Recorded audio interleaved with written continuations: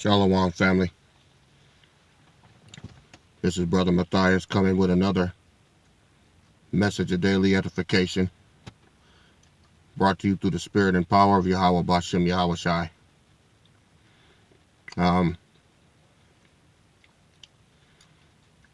This is a special message this morning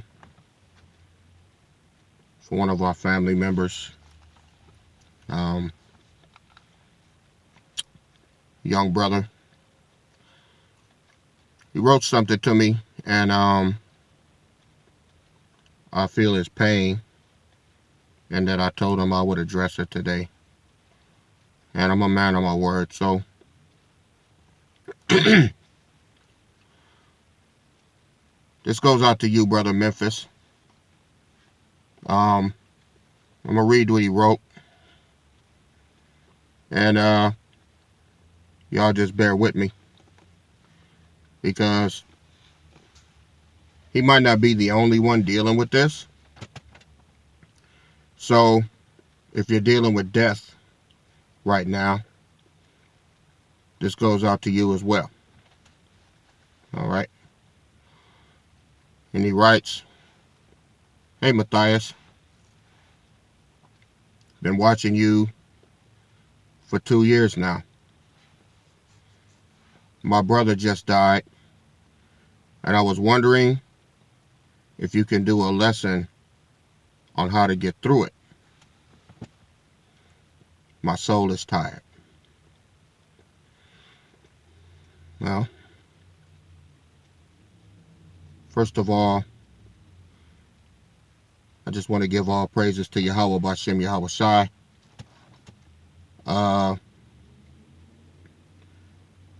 Because death is just not an easy thing to deal with. Death is final. It's merciless. It has no emotion. It doesn't care when it comes, and it's final. When a loved one is taken away by death, many times it's unexpected. Death doesn't care how much you cry, how much you're going to miss them, what plans you have with this person. Death is death. So, how do you get through it? Well, you don't get through it. You get on with it. If you have never had anyone close to you die before, all you got to do is keep getting up in the morning, and eventually death will visit you. I myself have had a couple of deaths from people close to me, and it hurts. So I feel your pain, Op. But there are some things that you can employ that I believe will be useful. And through time, I know it doesn't feel like it right now, but you're going to be okay. So, the first thing that I would recommend you do is give yourself time to grieve. 30 days, 45 days. I wouldn't go past 45 days. Cry. Reminisce. Get some alone time. Go through every scenario that you can remember, good and bad. Go through it through your mind of all of the things that were unresolved. Really put yourself through the ringer for that 45 days or 30 days, whichever one that you choose. And you make a commitment to yourself. And when that 30 or 45 days is reached, do not go one day past it in the same state of mind.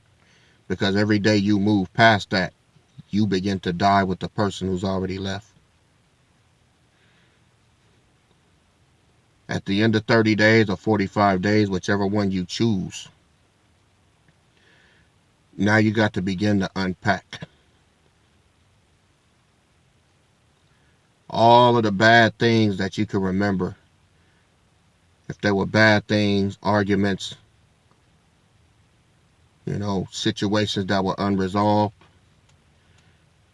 you take that and you put that in a bag and you bury it with the person that's gone, because they're not coming back.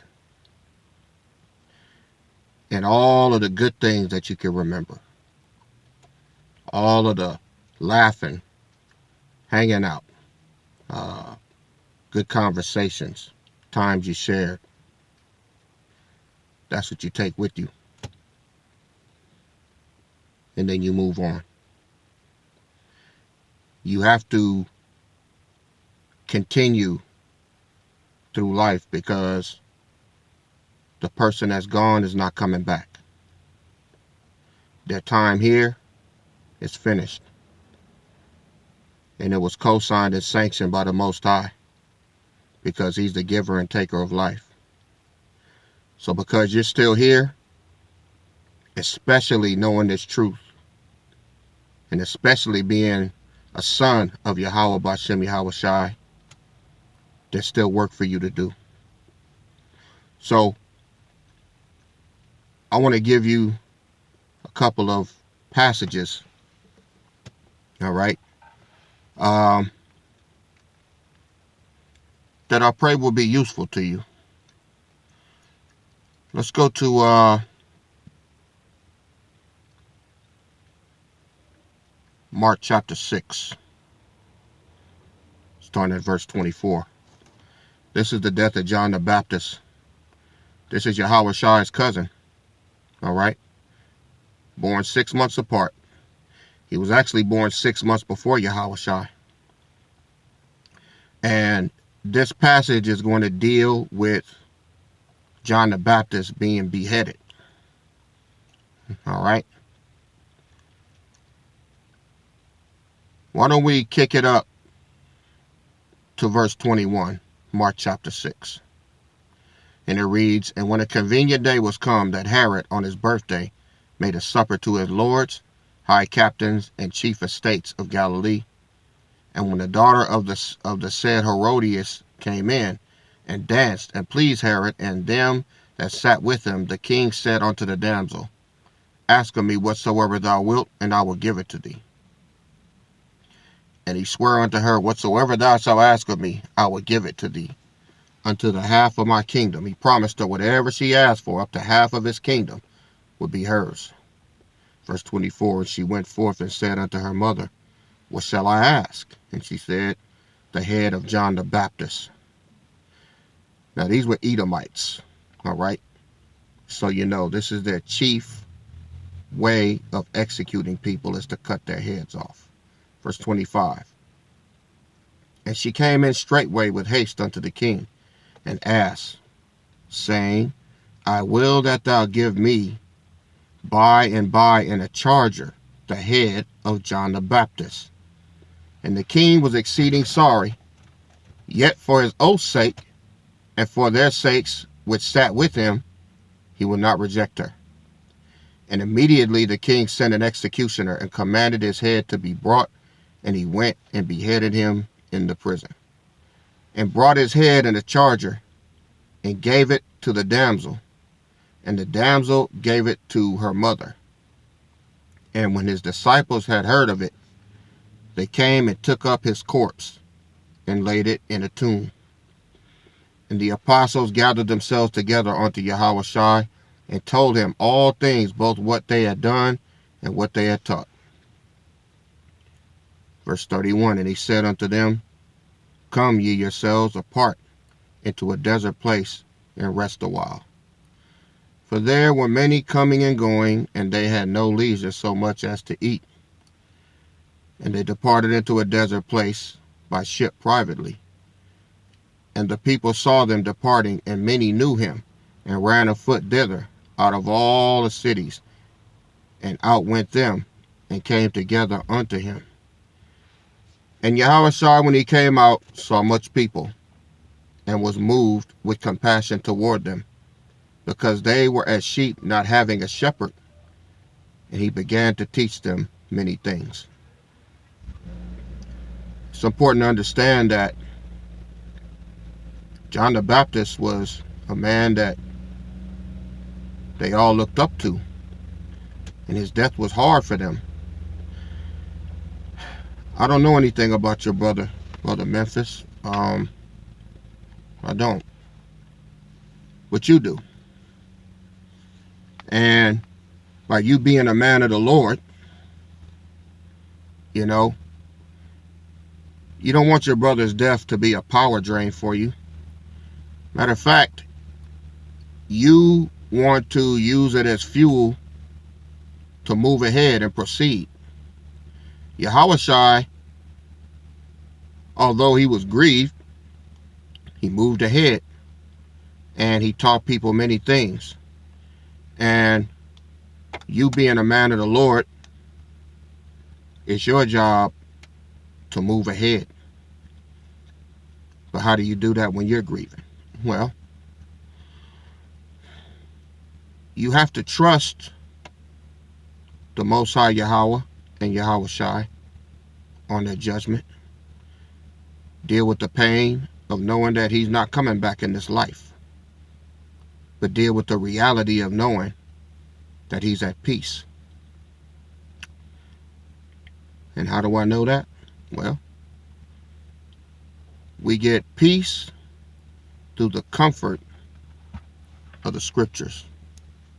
Let me get a precept for that. Let's go through Romans 15:4. It says, for whatsoever things were written aforetime were written for our learning, that we through patience and comfort of the scriptures might have hope.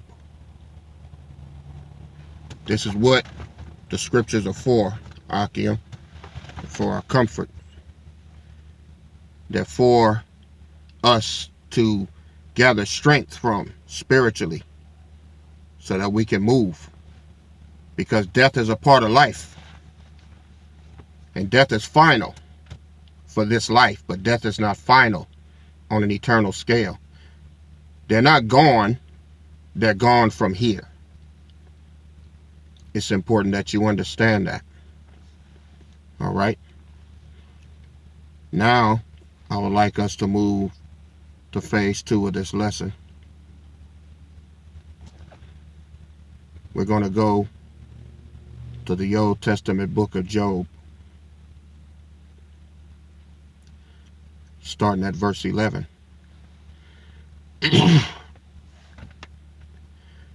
Because this here is a very clear cut and precise description of where the dead go. All right? I want you to listen real good. We're going to start at Job, the 3rd chapter, verse 11. And he reads, why died I not from the womb? Why did I not give up the ghost when I came out of the belly? Why did the knees prevent me? Or why the breasts that I should suck? For now should I have lain still and been quiet.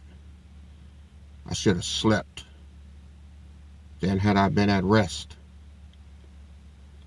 With kings and counselors of the earth, which built desolate places for themselves.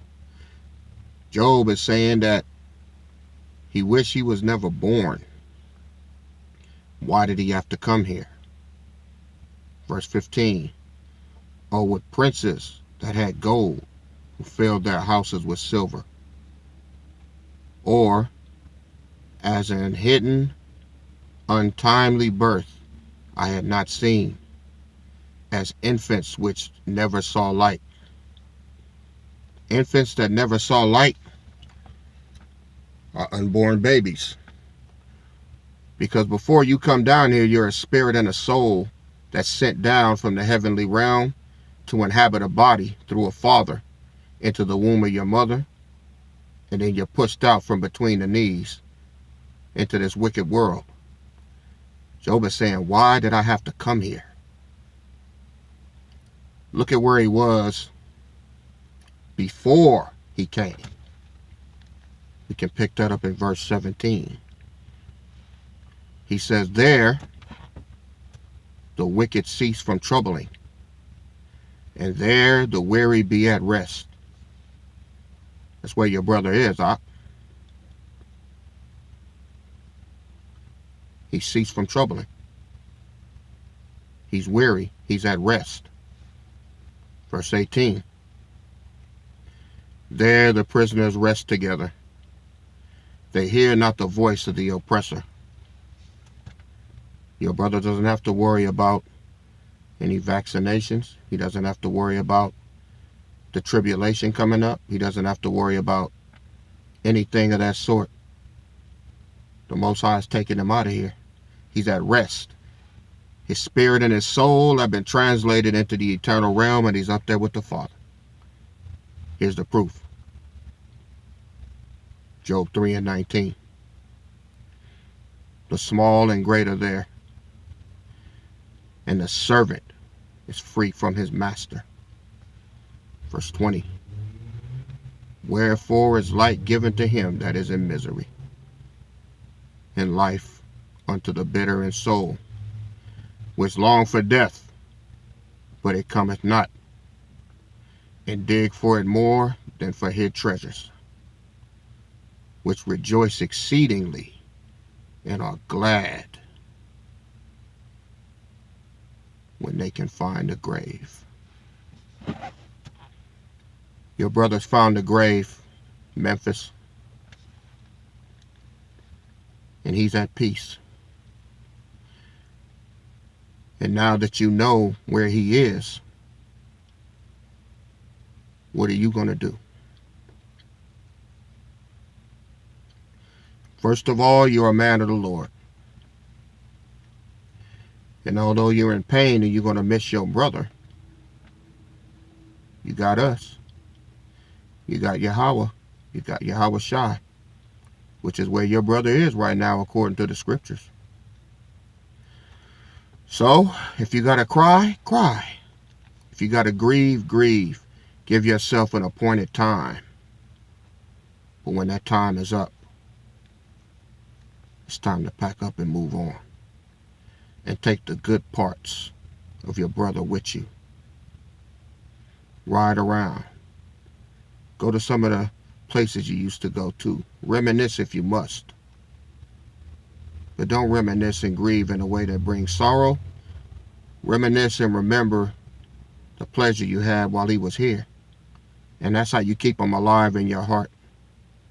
I'm talking from experience. I'd like to leave you with this, because this is the last go-round. After this life, we'll never have to worry about this again. All right? Let's go to Revelations chapter 21. All right? This is what's coming. When it's all said and done, us living in this regeneration are rounding the last lap, and we got to finish up strong. Revelations 21 verse 1. And I saw a new heaven and a new earth, for the first heaven and the first earth were passed away, and there was no more sea. And I, John, saw the holy city, New Jerusalem, coming down from powers out of heaven, prepared as a bride adorned for her husband. Verse 3.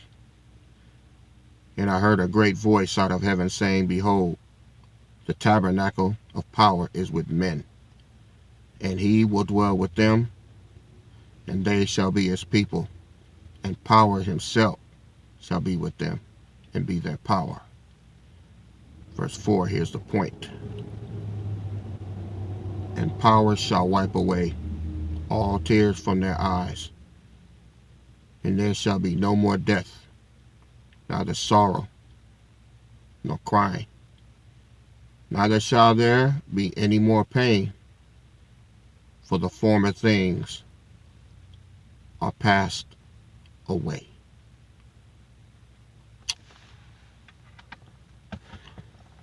So, Akim, live your life.